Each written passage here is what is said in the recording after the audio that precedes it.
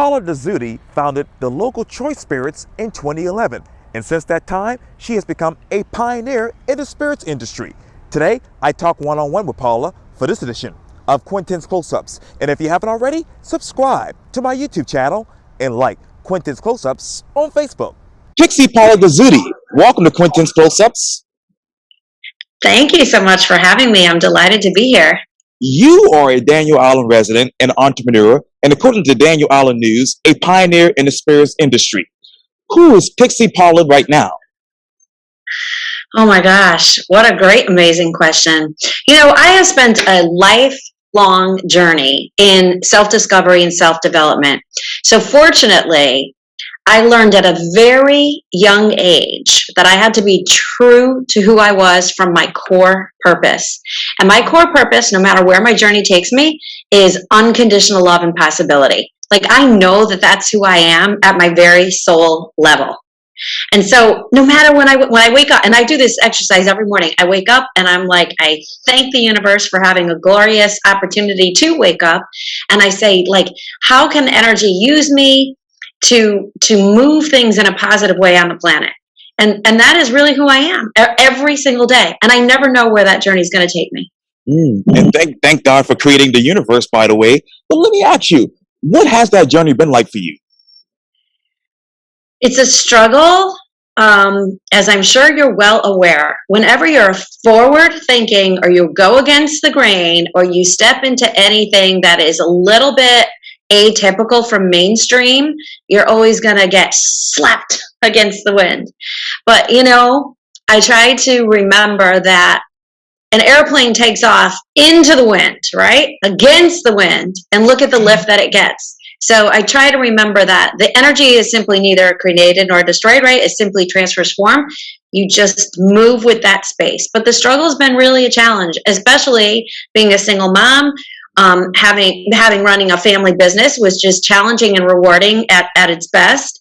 And then being a forward thinker in my entire life has been really in male dominated industries, where I was very early about my thought process, and it was not always a safe space for women to share a perspective that's typically completely different than those through a collaboration of men who operate in a particular way. And so I'm always upsetting the apple cart. What is the perspective about women right now and about this particular industry? In the industry that I'm in right now, in spirits, but also in finance. And for me, I see them both the same. And, you know, people will say, no, you're just preaching the gospel, because it is. For me, it's my ministry about fellowship and bringing people together. And think about all the metaphors that I can create around spirituality while I'm actually creating spirits, right? So for me, God has not lost his sense of humor, because I'm in a space to really do some great work and yet reach the masses through what could potentially be considered a vice industry. But I don't look at it that way. I look at it as an opportunity for fellowship and celebration. I mean, we all know the wonderful story of Jesus at the Last Supper, taking fellowship with the disciples and sharing wine as a chalice and the symbol of everlasting life. So for me, being in this industry is an opportunity to really move all the avenues of progress forward. It's also typically an industry where there aren't a lot of women in the space, because it's chemistry and math. Distilling is really all of those things, but it's also cooking and pleasing and nurturing. So it really is an amazing opportunity for women. So I'm delighted to be in the space to be opening that path. What path do you take next? Okay. I said it was all tied in for the financials with me, and I came in as a consultant into this industry and fell in love with it, but more importantly, looked at the opportunity for the return and the growth on spirits as an asset class. I mean, beverage is big business on the entire planet and has been forever. So I look at the opportunity to see next, how do I, now that I've established some pretty amazing brands in the marketplace, thanks to an incredible team of my family, my children that work in the business, my children that don't work in the business who support me, and my extended partners, we've made our mark in the space. And so now I would like to take that and offer it as an opportunity to create newer businesses that are kind of ancillary businesses around this space. Believe it or not, I'm looking at the cannabis and the THC and the CBD space because its path follows very similarly that of, the challenges and sensitivities around alcohol. And I've come to really appreciate, excuse me, from women that I know that are suffering greatly from the pain of cancer and cancer-related diseases, that the development of these CBD oil products and other similarities offer huge, healthier alternatives than the current medical treatments for people with cancer. So I'm excited about what I'm doing in the research in that area. And what have you learned from that research thus far? So I made a joke yesterday when I was talking to my partner in the space. I said, me who is such a goody two-shoes my whole life, right? I never embraced in any vice. Even now I don't drink. They laugh at me all the time because I'm not a big drinker. And I never smoked. I was raised strict Catholic with the dialogue that if you drink or you smoke, you're going to go straight to hell, right? So me who just was so off put by any kind of imbibing or embracing anybody that participated in recreational drugs, I thought this is really bad. And now I'm like fighting to be the queen of legally selling drugs and alcohol. So I think that it's hilarious. Like I said, God's irony is not lost on me. But what I have found so far is that I can't ignore, one, how people in pain say that it really helps them without giving the after effects of additional drugs that maybe knock them out or put them to sleep or create other problems with their bodies. They can manage their own intake of different products, and different products work for different people, so that they can personalize their own doses, and they can manage and challenge that and eliminate that challenge. And that there's no denying in the science the regrowth of activities, and it's not even necessarily partaking in ingesting any of cannabinoids or delta products, but what they can do to put it into medical devices that deliver slow release treatments that actually help the entire body. It's a fascinating space. Like I said, I'm just learning more and more about it. And what does that? Do you hear that feedback by chance? I don't hear it. Oh, you don't? Oh, okay. Oh, let me switch over really quick to this other microphone. Hold on one second.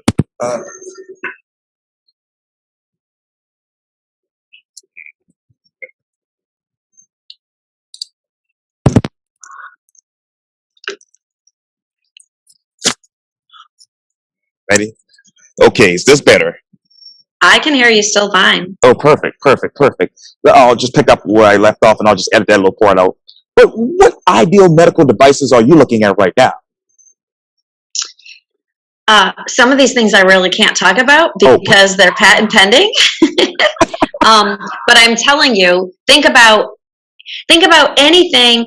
You see heating pads that are out there, or ice packs, or lidocaine, driven products that are designed to be able to relieve, pain and isolate treatment to particular areas. So there's so much that we could address with looking at things that are topical with these medications as well as internal. That's amazing. And you talked earlier, obviously, about spirits. What has been the return in growth? We know it's a big moneymaker, especially here in the Low Country. Okay, so this is why it caught my eye, and I couldn't deny this. So I've been in the financial market since the early 80s. It's really my backbone in my life, and I've spent my life raising capital for companies, developing companies, selling companies, going through mergers and acquisitions. And I was a stockbroker and a licensed securities advisor for a long time. And that's still the love in my practice. And I, have a few clients that I help to just go through the everyday projections, mostly business clients, and how to do business development, basically, right?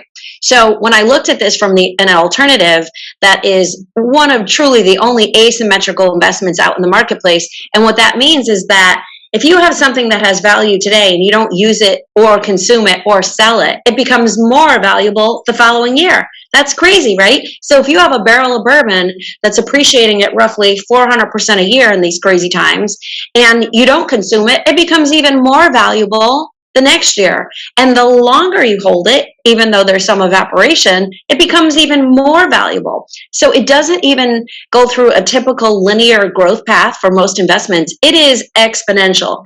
And so it's hard to deny that that's been happening since they started reporting these values for the beginning of all time. So it's undeniable, and it's a great hedge for diversification, which is what I truly believe in, is that your life should be well planned and balanced. Because look at balance itself, that whole word is an illusion. We cannot prepare for half of the things that happen to us, especially people can attest to the pandemic. You just don't know. And so your gift is being in alignment with your own unique ability and being able to pivot to whatever life throws at you.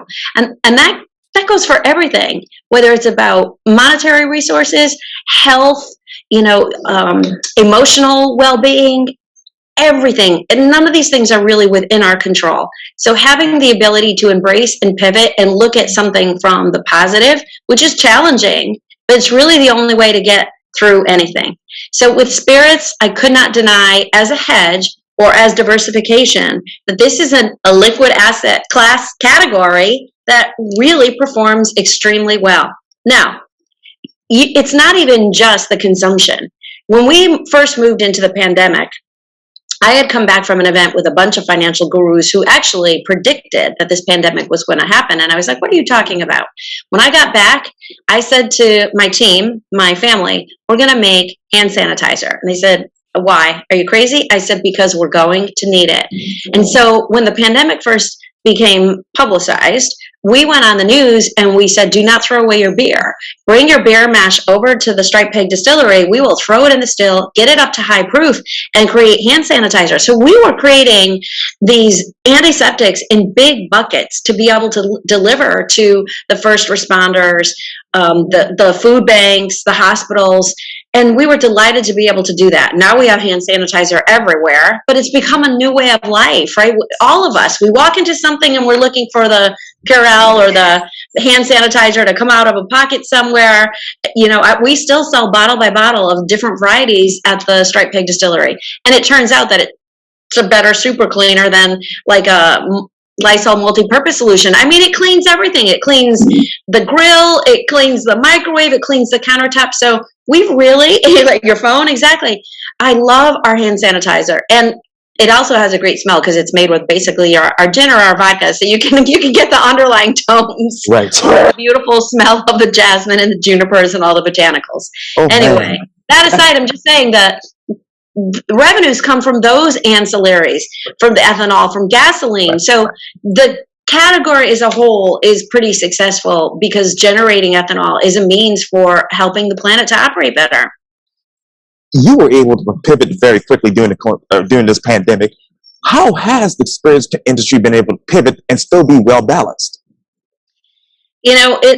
Because people were not going out as often. Really, that's what's been driving the growth. So if you go to a bar or a restaurant and you're going to have a cocktail or an event, right, you might have 1-2 drinks. When you go to the liquor store, you don't have the luxury of buying by the drink. So typically you're going to buy a full bottle of vodka. You're going to buy a full bottle of gin. You might say, I'm going to get this and maybe I'm going to do some more baking. So I want to use some of these beautiful bourbons or rums in my baking or my cooking. So it drove the growth because you weren't buying by individual units. People would buy by bottles. So that doesn't mean you can't buy many bottles, but mostly people are buying something, they're going to consume it, and they're stuck home, right? And it's I guess a way for some, I've heard, this is not me, but I've heard people say that, are you kidding me? With all the kids and my husband stuck at home nonstop, day in and day out for weeks and months at a time, I even had to get some vodka. I've heard that story over and over again. So I think the sheer amount of the numbers, the consumption, the increase of at-home drinking made the bottles empty a lot faster. That's what I think. Yes. And what was that increase? Oh, it's been, well, I can't speak for everybody because some of the smaller craft distilleries had so much overhead that they were not able to, it was a challenge to stay in business.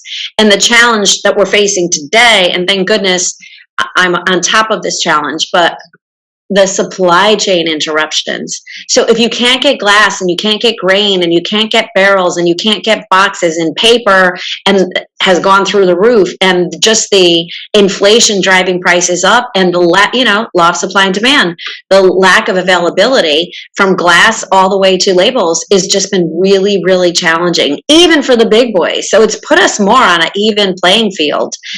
Fortunately, I had been ramping up in that area anyway in anticipation of the growth of our brands. So we struggled a little bit, but pulled some strings and called some friends and were able to make it through it okay. But they don't expect the supply chain to recover for another 18 months. What's your plan?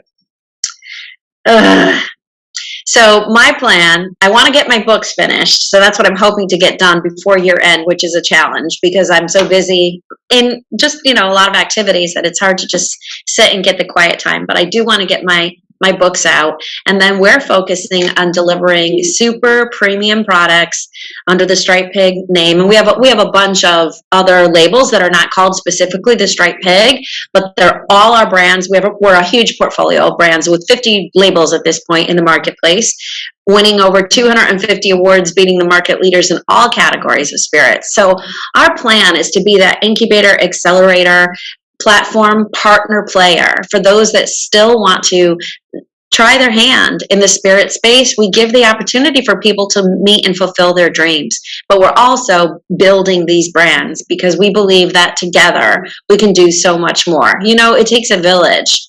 So that's not the traditional spirit building model, but it's the one that we've held fast and true for almost 15 years now.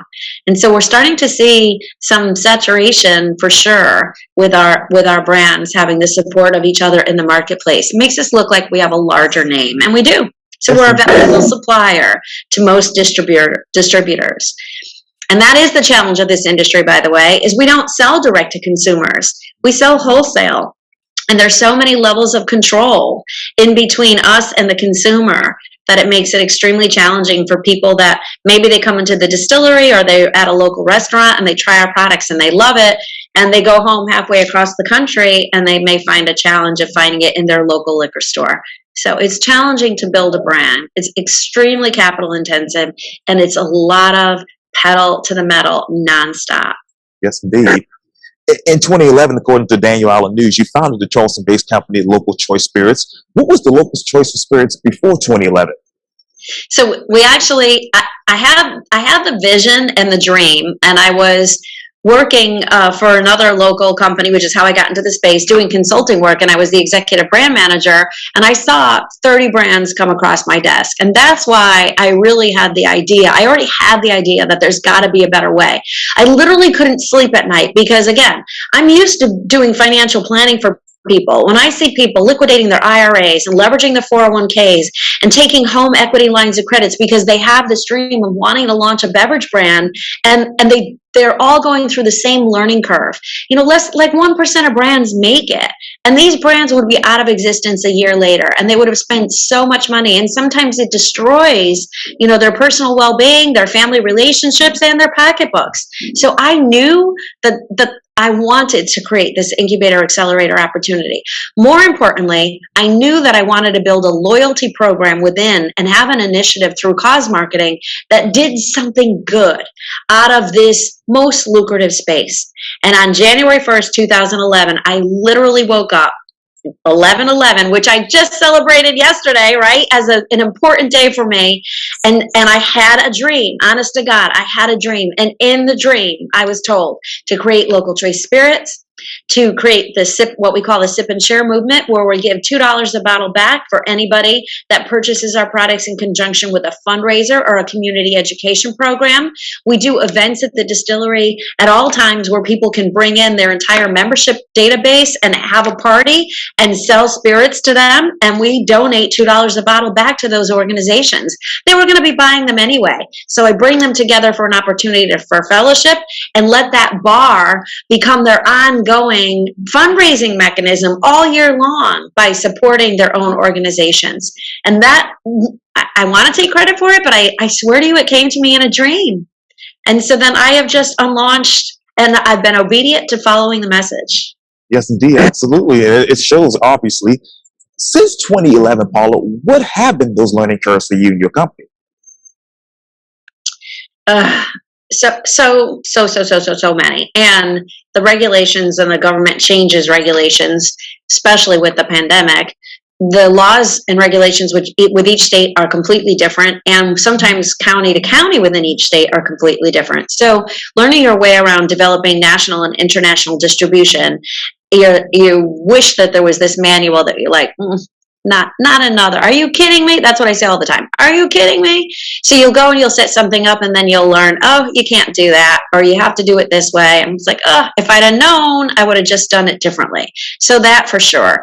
I also learned, I used to think that the interruption of capital was the biggest challenge to building any big business. And now I understand that it's definitely the interruption of supply, more importantly than capital, because you can work really hard to make a deadline. And if something slows you down in your packaging or in distribution, that's it. You miss your deadline. I learned from the beginning, one of my mentors said to me, one day is like 1 month in this business. And I've gotten to the point where one day is 1 year in this business. If something gets held up, there's so much activity in my life right now that it might be a year, 6 months to a year before I really get to recircle and pick that up again and get the momentum behind it to bring it to fruition. That's also one of the challenges of being a small team. I chose, and I would advise this to any small business starting up, you want to build the greatest valuation you can for your business before you start to give away equity in your business. I was fortunate enough that I was very skilled in development that I could hold on to all the equity in my company. And so it's definitely a challenge to operate that way. It makes it harder. You really work. You're in the weeds all the time. But now I own my company. And we've gotten it to a high valuation. So I don't have to argue my valuation with any venture capitalists or even bankers. And if you're fortunate enough to be able to use your cash flow to fund your balance sheet and grow your assets, you'll get to the point where you're investable and bankable with traditional loans. And those, of course, are always better because you're not giving up equity. So those are kind of the things that I've had to learn along the way of being in such a very unique industry. And I know, obviously, your brand is phenomenal here in the Low Country. How do you create those spirit brands with locals? A lot of times, just crazy ideas. Okay. And other times, because we have this just-in-time manufacturing model, it's really one of being wise and not wasteful. So if we entered into a project, say, for example, I was going to make a coconut rum. And then I decided that I was going to make a banana vodka. I'm just giving you an example. Well, actually, this happened. Then my kid said, let's do a banana coconut rum. And I thought, oh, no, that would never work. But they went and they did it. And they put those two things together. And it ended up being amazing. And so we've just launched, actually, Hera Banana Coconut Rum. And that is with an African-American female artist out of Texas, who's one of my idols. She does hip hop, and she's Grammy Award supported. Like, she's phenomenal. But Hera is the feminine also of hero, which is representative for us women in business. Of course, we made a killer banana coconut rum, but it's about the heroine in all of us. And so after her last name, of course, but we're leveraging that play, Hera. And so this is the first Black woman-owned partnership in this space. And we're delighted about that. Pure accident that turned into being something brilliant. That's just amazing. That's amazing. You told the Daniel Allen News this quote, "It didn't take long to realize how much potential there was in marrying my knowledge of celebrity and high visibility brand building into the lucrative beverage industry." What was your knowledge of beverages prior to 2011? Sure. So, I came out of this space of I've been finance and real estate. And so building real estate mostly in Florida, but having to put together big events like PGA and LPGA events, and putting event and talent into a village that basically had a big main stage. I was constantly looking for talent and bringing people together around my communities. And so I was behind the scenes kind of making that happen, and got great introductions to the entertainment lawyers, the promoters, the ambassadors, the agencies, and then the talent themselves. So my natural market was just growing, and growing and growing with my reach to that space. Then when I started into this industry, I thought, now mind you, this is back in 2006, 2007, prior to the onset of the iPhone. And I'm saying there's got to be a way to bring everybody together where they can support each other, they can cross-promote each other's brands, they could get paid and incentivized for cross-promoting each other's brands, and the whole platform would, instead of being a branding house, you'd become a house of brands. So I'm pitching that concept prior to the iPhone. Okay, everybody looked at me like I had two heads. Now we call it affiliate marketing, influencer marketing, digital online plays, right? So I was just early, and the technology wasn't there, but I knew that through that base of moving together, you can make a strong play.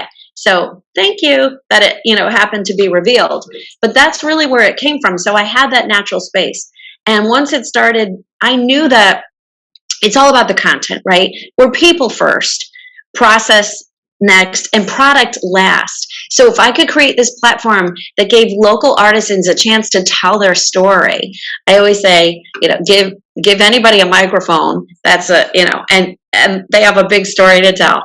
So that let local artisans really step into the place and give them the halo of legitimacy of having a beverage company behind them. And it just gives that little bit of self-confidence that says, I'm not in this alone. And that spread from one entertainer to another entertainer and brought in a lot of celebrities. I mean, we have great celebrities in our pipeline right now, which then led into a friend of mine and myself and a whole group at this point launching the American Comedy Guild, which launched our comedy night at the Striped Pig Distillery. We had our inaugural launch 3 weeks ago, and we have another one next Thursday, our second one. We had comics from all over the greater Charleston area, even in North Carolina, show up to be able to practice and deliver their song and dance, their comedy routine amongst a peer group of comics. And we had professionals and judges and celebrities and people in the industry that could give really great pointers to these people who are on their comic journey. It was so much fun, and I hope that we do great things with it. And again, coming from the space of we want to provide a support structure and business development so they understand that it's maybe not just a hobby, that if they want to go into this as a career, just like they're going to be a doctor or a lawyer or any entertainer, they have to embrace the business and have a solid foundation behind them to advance that career. So I'm so excited about it. And how did you embrace it? How did I embrace the business? Comedy or all of this? Oh, yes, ma'am. All of it. Yes, ma'am. All of it. I came kicking and screaming, honestly, into this industry. I really did. I thought, I talk to God a lot, like all day long, every minute. Okay, it's just who I am. So I hope it doesn't offend anybody. But for me, it's my spiritual connection to my creator. And I'm sorry, but I have to believe that there's some kind of creative energy, no matter what you define it or call it, there's some creative energy that is very magical when you capture it and you use it. I just call that energy for me as God. Okay. And I said, are you kidding me? With my skill set, with all the financials, the insurances, the math background, the science backgrounds, my real estate development, are you kidding me? I'm in the spirit space. So honestly, I did not embrace it. I was challenged with myself. I could not understand. I was conflicted because, again, remember that Catholic upbringing. I was like, oh my God, this is a vice industry. This is the devil's work. How could God put me in the middle of this space? So I didn't embrace it in the beginning, honestly. And then my mentor that I mentioned before, his name was Ty Tyler. He said to me, did it ever occur to you that it's not the other people around you that were meant to be in this space, that they brought you here because they were supposed to bring you to this space, and that from this space, you're going to be doing something absolutely godly. And I thought, I put ice in my red wine. I am the least likely person to add value or disrupt the alcohol industry as a platform for God's work. Honestly, I couldn't reconcile it in my head, but I was able to reconcile it in my heart when the dream started coming, and I realized that I am not selling spirits. I am selling inspiration and spirituality. And I thought, even Jesus had to leave the village to preach and dine with the taxpayers and sinners. And if I could maintain my space of elevation and spiritual visibility with empowerment behind the most lucrative industry on the planet, well, where else would God put me? This is like, I can make such a difference in this space. Financially, even by shifting the high margins that we spoke about into our sip and share program, creating celebration and community development at the same time. When prosperity comes together with celebration, you can do some amazing, amazing things for the community. So I started warming up to it and then recognized, if not me, then who? There was no one else in the space talking about spirituality through spirits. It wasn't happening. So this is a platform for me to be able to deliver the good word. And again, this is how committed I am. We literally have a priest, a monk, and a rabbi. And the rabbi, more often than not, that are in our distillery constantly saying blessings. I have thank you in 300 languages written on some of our glass bottles, and a brand that I created called Thanks, THX, which is really about celebrating abundance and being thankful and feeling blessed for who you are and where you are. Yesterday, I met a young woman who said she was struggling running one of the labs for blood work, doing the front office, the check-in, drawing the blood, running the whole bit by herself, and she had an entire waiting room of people angry that she couldn't be faster. And I said, yeah, you're having a tough time, huh? You got to run the whole show. And she said, yes, but you know what? She said, let God put his blessings on someone else. I'm feeling great. And I said, I love that. I told her, I said, I'm going to spread that away. I'm okay. Let God place his blessings where those need it more. I'm going to be strong enough to manage and appreciate these blessings. That was a blessing for me. So I really do believe that if you celebrate your abundance, hence the name Thanks, which, by the way, is the most #1 texted word in the universe. And I happen to own that trademark, so I'm delighted about that. Yes. If you celebrate, right, your gratefulness and your abundance, then the blessings they're everywhere. They just abound. So remember what we talked about earlier? It's how you look at things. It's how you pivot. And it's not easy. I got to tell you, this is the truth. I cry myself to sleep almost every night. To whom much is given, much is required. And it feels weighty sometimes because I want to do the right things. I want to make a difference. And sometimes I get in my own head, in my own ego, in my own way, and think that I have to figure it out instead of just saying, okay, let God show me the way. So it's hard. It's hard. It comes with, we all carry our burdens, but the burdens can be heavy for sure. Oh, for sure. Absolutely. How do you celebrate the spirits industry with abundance 5-10 years from now? Hopefully I'll be out of the spirits industry 5-10 years from now, and I'll just be on my book tour talking about the parallels between spirits and inspiration. That's how I'm going for that. That's my exit. My kids have sacrificed a lot and worked a lot to get behind my dream, and they have become, I think it's changed their lives too. And so we really want to leave our mark when we exit the business. And I feel that at some point, you're going to exit the business. I doubt, well, I don't know. I mean, I have 8 grandchildren now, so you never know. It could turn out to be a 4th generational business building thing.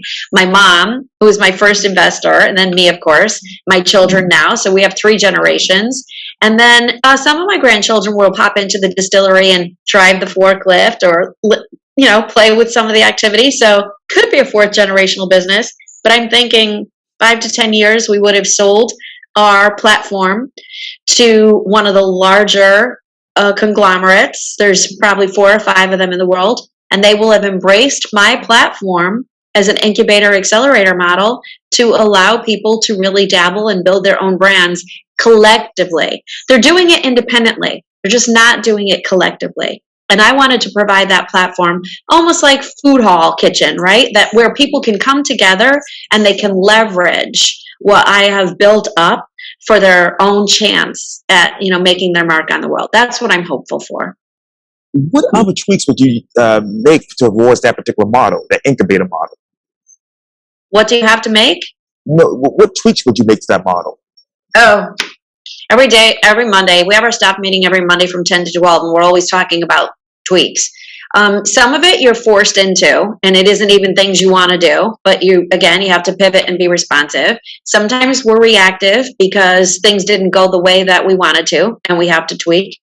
I think that my team probably thinks a lot differently than I do because I still want to serve so much the underdog, and sometimes I'm reminded that I can't save everybody. And so one tweak would probably be to make sure that the people coming into the industry had a good education in the space first, which means I have to go create some kind of modular workshop where I can take the time to educate people.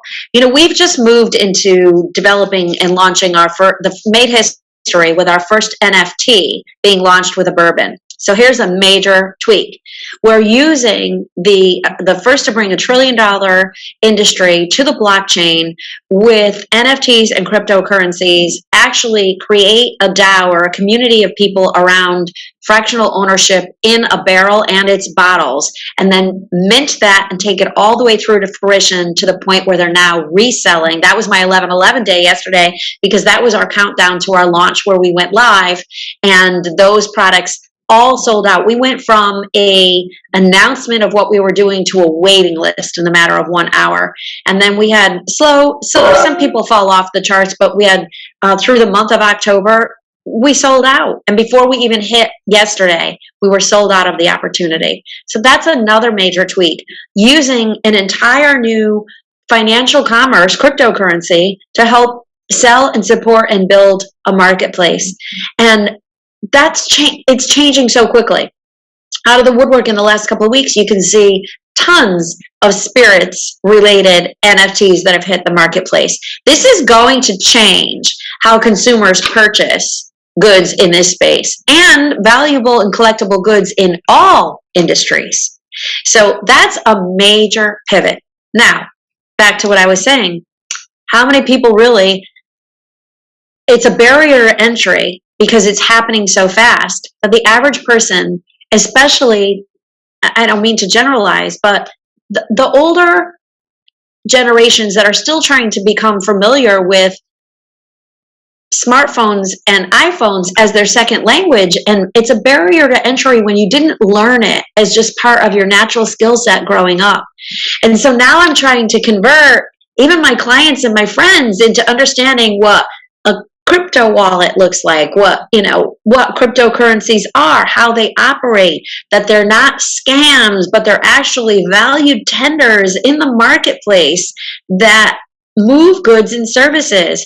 And then what is a MetaMask? And what about all the slang around cryptocurrency? So all of that now is forcing me to quickly put together a book that I'm trying to get out by the end of the year. And again, it's a calling card or an introductory to eliminate this barrier to entry so that everybody can understand some basics in what I love to do, which is tell stories in metaphors or analogies that make it easier for them to understand. So there's a big tweak. Oh, absolutely. A major tweak. Oh, absolutely, indeed. And obviously, as the Daniel Island News reports, you have diverse brands and partners, including Gentry Bourbon, the Monkey Cinnamon Flavors Tequila with Richard Rawlings, the legendary Hatfield and McCoy family brand whiskey, and the Gold Star Vodka for veterans. Which one of those spirits describes you, Paula? And we've launched, since that article came out, probably 5 new brands, right? I got all of them. Honestly, I can't separate it because every one of them has a storyline that contributes to our overall mission, which is, I say, what's in your spirit? That's our tagline. What's in your spirit? So we talk about the quality of the product, the storyline behind the product, and the artist that we're partnering with. We don't, another cliche, we drink bad liquor so you don't have to. I mean, we only put out the best of the best of the best. So we're testing. And when you get down to it, if you have really good, pure spirits, they're nothing more than extracts, no different than a baking extract. So we're creating as the cleanest spirits we possibly can with what we put out into the marketplace. Some of our products are organic.